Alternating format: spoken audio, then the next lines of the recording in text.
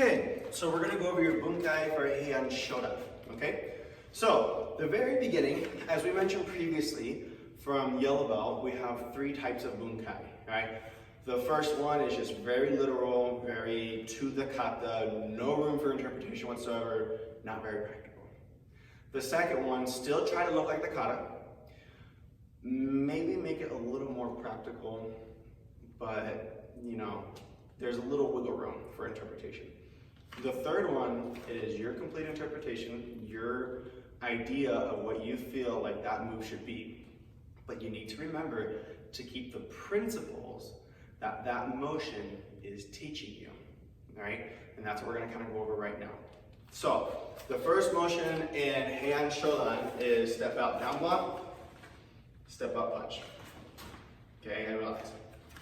So that's how Ryland's the attacker. He's gonna have his left leg in the front, he's gonna be facing me.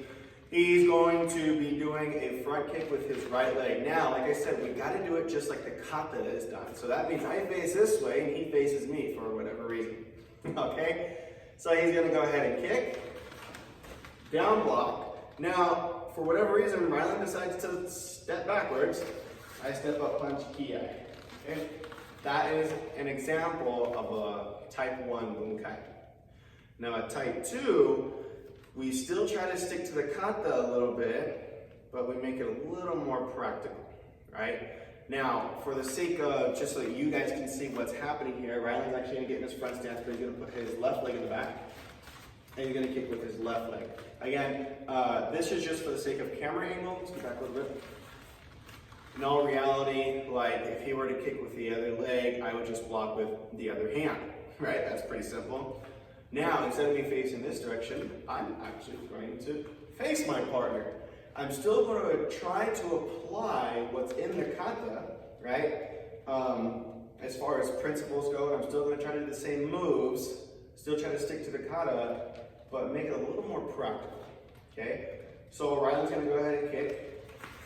I step off to the side instead, and instead of stepping up and punching, I just punch right here in a reverse punch. When I step off to the side, I step off to the side and down block. So go ahead and switch your legs. Okay, so I'll show you the other side. He kicks, you step off to the side, down block, twist toward him, punch kiai. The reason being is because if I'm turning like this, that means that my body somehow needs to be turning if I'm facing him, right? It's not necessarily the turn is because he's facing you this way and you're just facing the front, not looking at the person that's about to attack you. It's teaching me how to torque and turn my body a little bit more and add some rotation to it. So now I can add that concept into my application. Now, number 3, the third type of bunkai, because it's not very likely that people are going to try to kick you, but it is pretty likely that people are going to punch you, right? So let's say that Ryan's squared up, come a little closer to me. And let's just make this pretty simple. He just throws a jab in my face, okay? Now, instead of a down block, because if he does this, a down block, I missed, right? So now I'm taking this idea of just swinging my arm out, not necessarily down, but outward instead. I'm still going outward, except instead of having my hand lower, I'm just gonna have my hand higher instead. So as he punches, out, and come back again. Notice that I come in on him at an angle, punches, boom, boom, and I get ready, okay? I can either punch here to the ear, just underneath the jaw, to the button, to the chin, to the eye, to the palm. Doesn't really matter how you want to attack them, just make sure you're understanding how to generate that power to hit them. And it's very, very simple, right? As an orange belt, you're still considered a beginner. So keep these simple. Try not to get into all of these magnificent flips and all that stuff.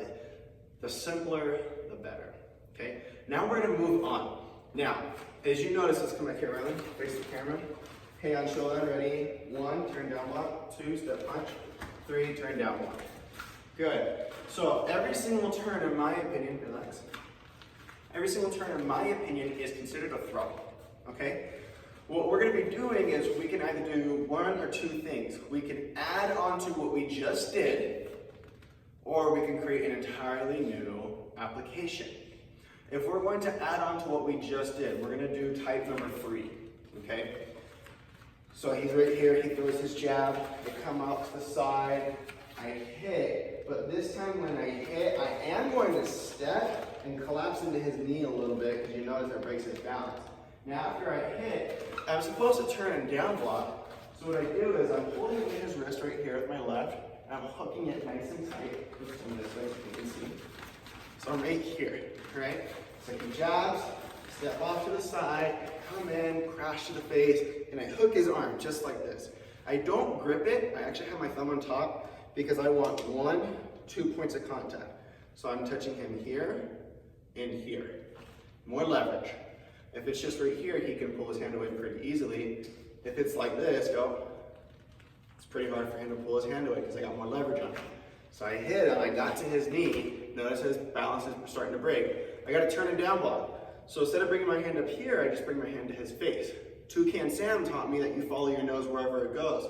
So if I start to bring this up and down, now the kata tells me that if I turn my body and I keep my hands connected to my body, I will have a lot more power. What that does is it's creating centrifugal force.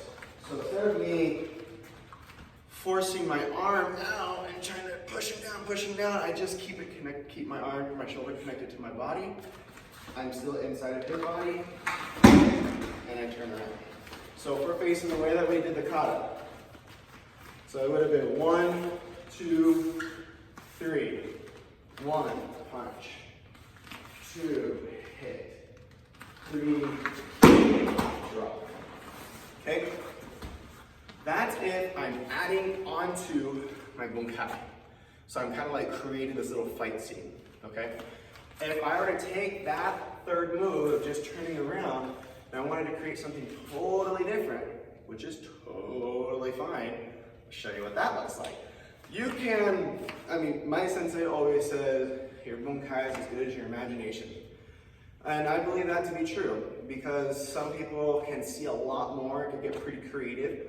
The most important thing is that you're sticking to the principles of the kata in regards to your body dynamics. As I mentioned, the reason why I was able to affect that takedown so well, not to brag, but is because I'm trying to remember and apply the principles from the kata, not just looking cool, okay? So remember that, apply the principles from the kata, don't just try to look cool. All right, next one, instead of it being a down block, let's just say he grabs my hand instead. So we're facing me, maybe he comes up and we might have a conversation, and he just grabs my hand and starts pulling it. Let's do this just for the sake that they can see. Okay, from here, what I do is I just re-grip. Okay, so from here he grabs me, literally just re-grip. You're gonna use a little bit of oomph to get there, right? Now, this is now considered my down block. Okay, punch him in the face, go for it, let him know, let him have it, boom. Okay, now from here, I got the grip, I'm just gonna look at my watch. And when I look at my watch, it kind of turns his arm a little bit. As I punch, look at my watch, checking the time, I take this hand, I put it on the back of his head, keep this nice and locked. I'm going to bring his head down. So this motion right here is meant for my hand to come up and down like a down block. Bring his head down. So my right hand right now is meant to be doing the down block. As I mentioned, this is as good as your imagination, right? So if you're having a hard time seeing this motion and understanding it, just avoid it, okay? Now, there's this little space right here between my body and his head. From here, you can add some fun things to it. We're just gonna continue with the kata. I'm gonna be pushing his hand forward as I continue to twist it as far as it can, like a Twizzler, and I'm just gonna scoop his head